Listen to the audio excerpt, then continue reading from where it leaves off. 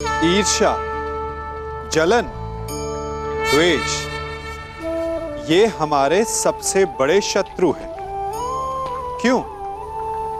क्योंकि हमारे सबसे बड़े शत्रु वो होते हैं जो हमें सबसे अधिक हानि पहुंचाए, और हमारी सबसे बड़ी हानि होती है समय की हानि।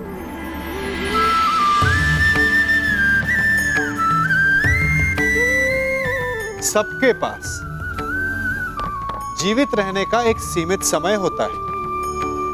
कोई भी सदा अमर नहीं रहता।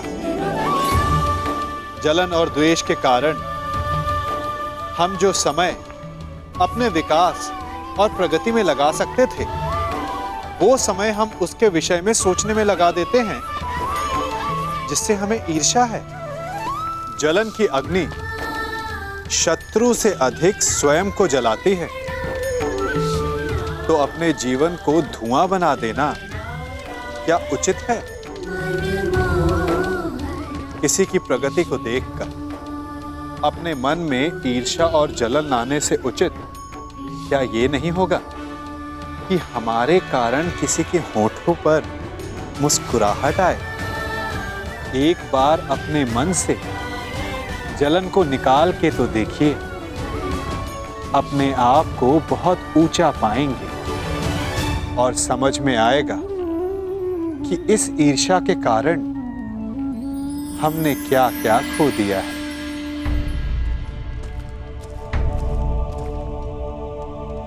ये अनीति है। कैसी अनीति अंगराज?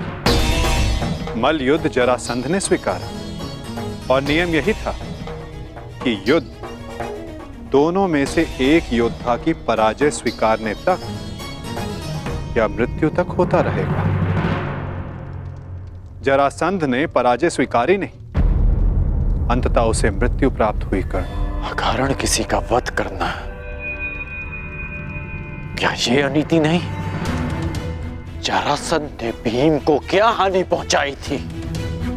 तो उस सर्प ने तुम्हें क्या हानि पहुंचाई थी कर्ण, जिसका तुमने वध कर दिया था? मैंने उस सर्प का वध किया क्योंकि वो मेरे निरपराध सारथी को डसने वाला था। यदि वो सर्प दंड का भागी था, तो जरासंध भी दंड का भागी था कर्ण, जिसने 100 राजाओं की बलि चढ़ानी चाहिए। परंतु मैंने उन 100 राजाओं को मुक्त किया, फिर उसका वध क्यों किया?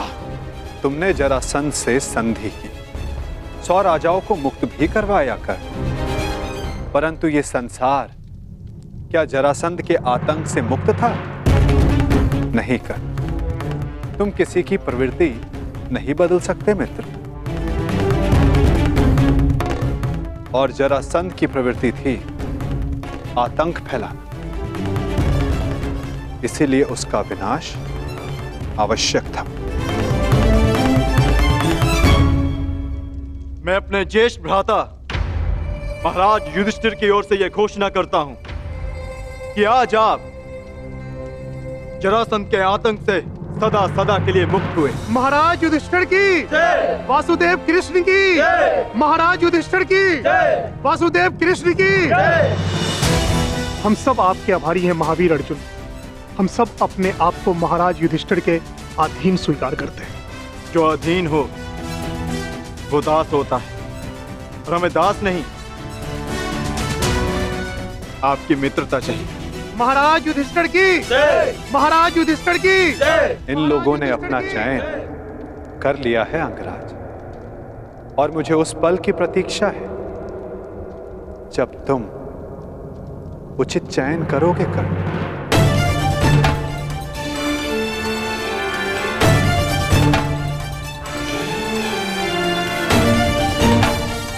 आप ही ने कहा था कि जीवन में कुछ उचित अनुचित नहीं होता।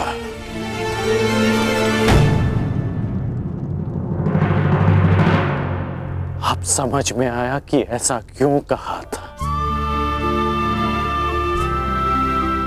यदि कुछ है तो वो है कर्म, और आपके कर्म के परिणाम। और मेरे कर्म मेरी दृष्टिकोण में उचित हैं और आपके कर्म आपकी दृष्टिकोण में। अद्भुत।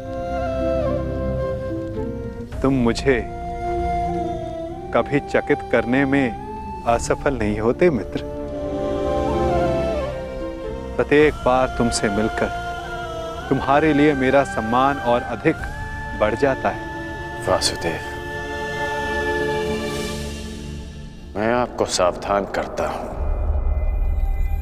कि जिनकी सहायता और उत्थान के लिए आप ये प्रयास कर रहे हैं, कि जिनके पक्ष में आप मुझे ले जाना चाहते हैं, एक दिन वही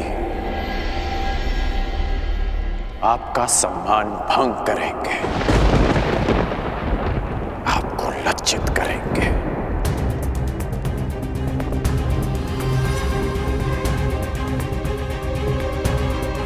प्रणिपात। प्रणिपात अंगराज।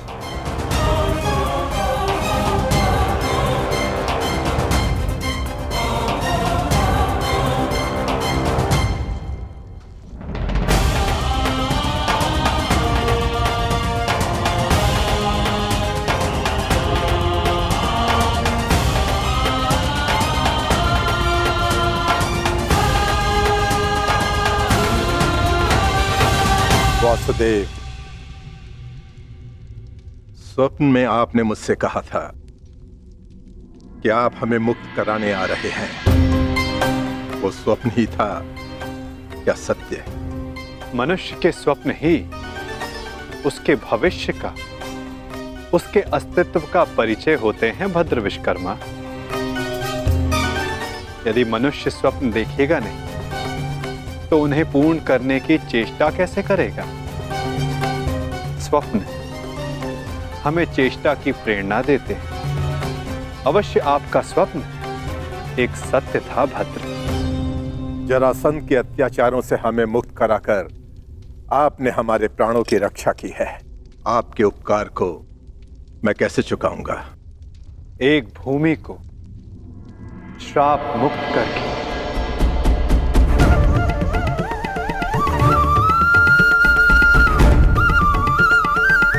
मैं? हाँ, क्योंकि जहां श्राप हो वहां पाप को जड़े बैठाने का अवसर मिलता है और पाप का तारण एक पुण्य आत्मा ही कर सकती है भद्र। यदि आप ये उपकार चुकाना चाहते हैं तो आपको युधिष्ठिर के राज खांडवप्रस्थ के श्राप को हरना होगा, और यदि नहीं तो भी यह आपकी इच्छा पर निर्भर करता है। निर्णय आपका है भद्र।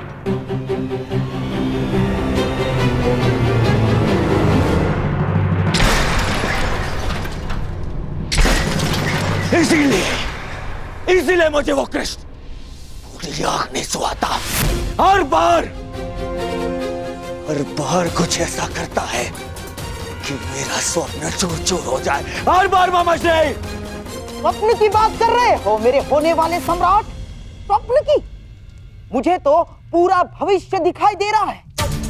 जरासंध का भय समाप्त होते ही अब पांडवों की शक्ति बढ़नी प्रारंभ हो जाएगी और आप अंगराज कर्ण हमेशा कहते हो अवसर नहीं मिलता, अवसर नहीं मिलता, और अब अवसर मिल गया तो क्या कर लिया तुमने?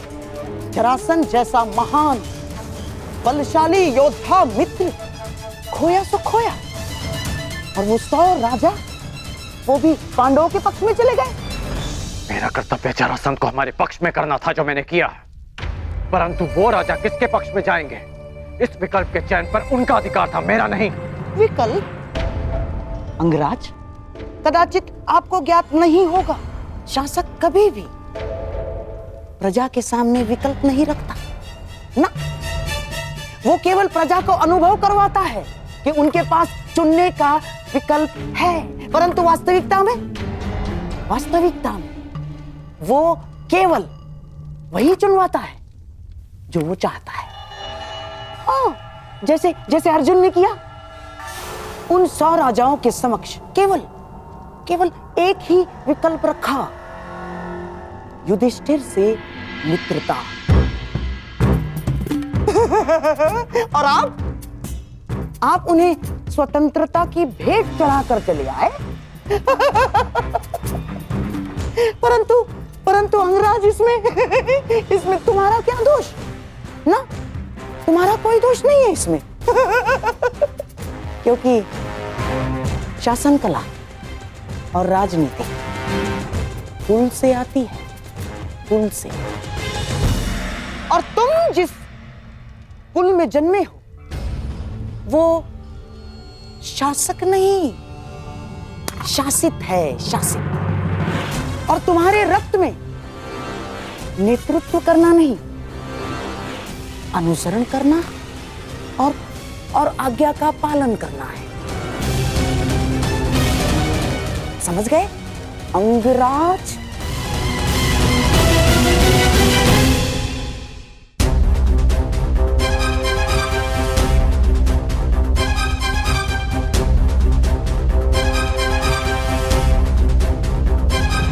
मुझे प्रसन्नता है कि मेरा जन्म उस कुल में हुआ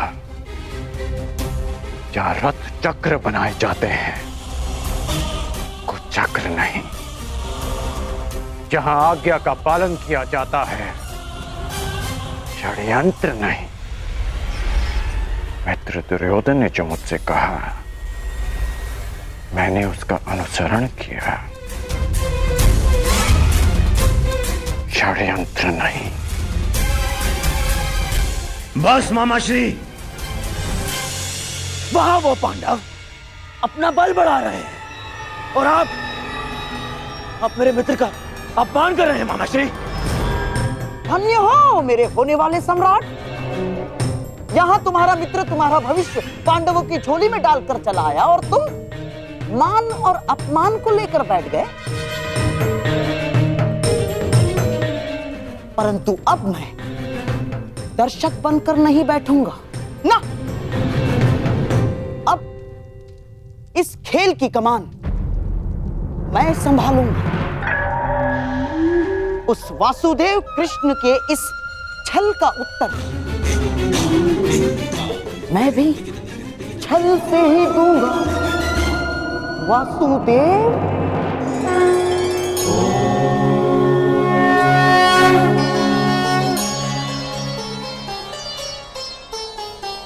नारायणं नमस्कृत्य नरं चैव नरोत्तमं देवीं सरस्वतीं व्यासं ततो जयं उदीरये।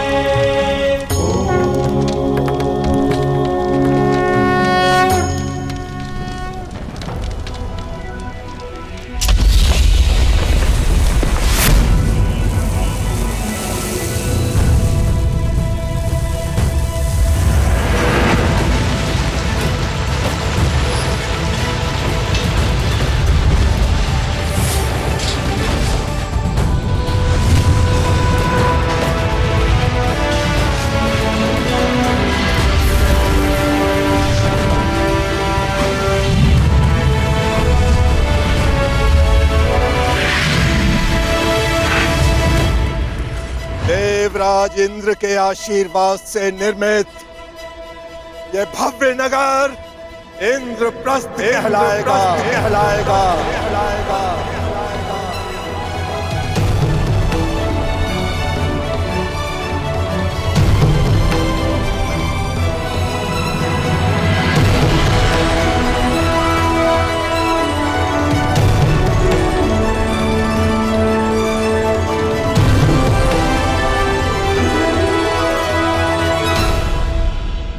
मैं ये इंद्रप्रस्थ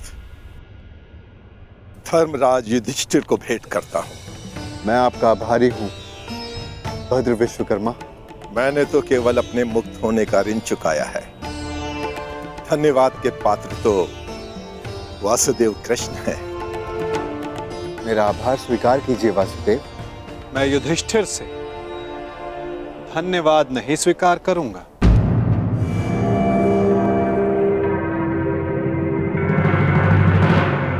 क्यों वासुदेव? क्योंकि मुझे सम्राट युधिष्ठिर से धन्यवाद लेना है।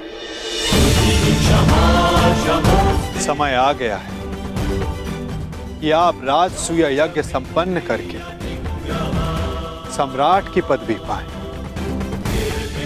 धर्मराज, यज्ञ का संकल्प लो। आर्यव्रत के समस्त राजाओं को निमंत्रण दो। मैं चाहता हूं कि संपूर्ण आर्यव्रत आपका प्रभुत्व स्वीकार करे।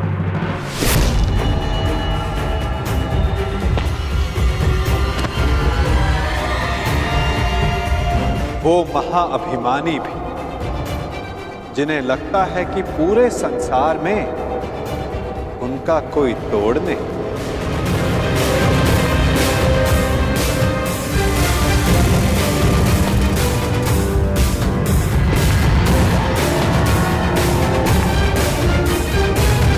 वो जो वरदान के दम में सबको श्रापित समझते हैं।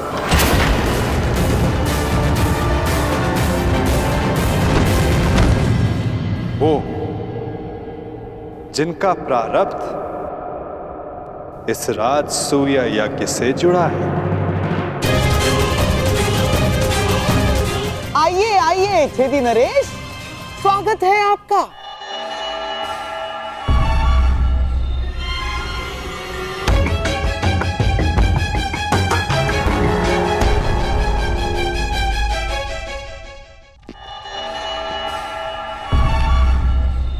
शानदार नरेश, टूटी टांग के लिए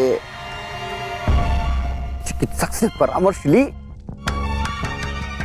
या अब भी बतख की तरह खिला के चलते हैं?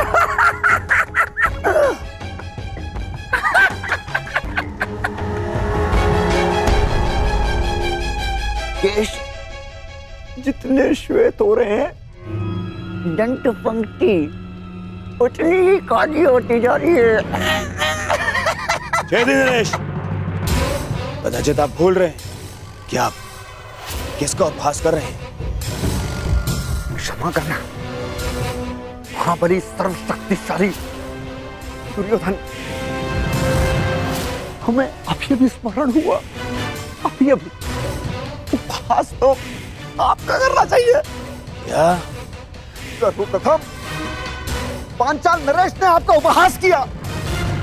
पांचाली के स्वयंवर में उपहास हुआ आपका, और जब आप महाबली सर्वशक्तिशाली सम्राट दुर्योधन बनने वाले थे, उस समय युधिष्ठिर ने मुकुट छीन लिया।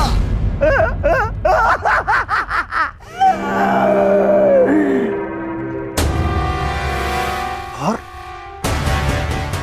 जब तुम युवराज बने, तब तक युधिष्ठिर राजा बन चुका था। राजा! कहावत याद आई, धोबी का श्वान न घर का न घाट का। बस क्षमा करना, मत करना। मैं मूर्ख हूं, दुष्ट हूं, आप तो शक्तिशाली हैं।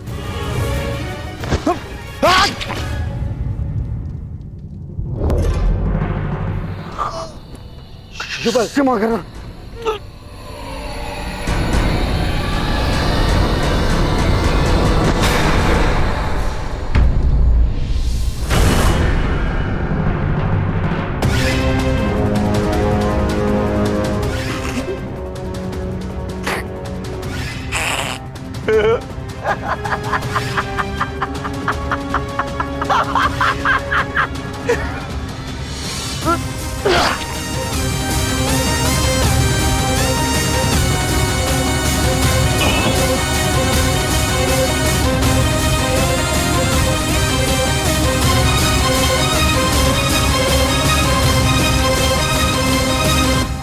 समझ में आया मेरे होने वाले सम्राट?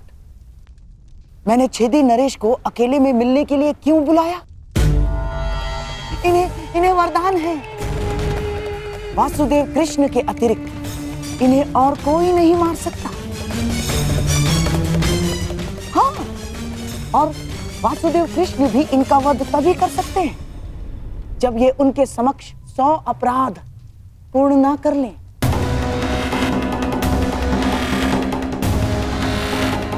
उस वासुदेव कृष्ण के हर छल का उत्तर है ये। छेदी नरेश, शिशुपाल,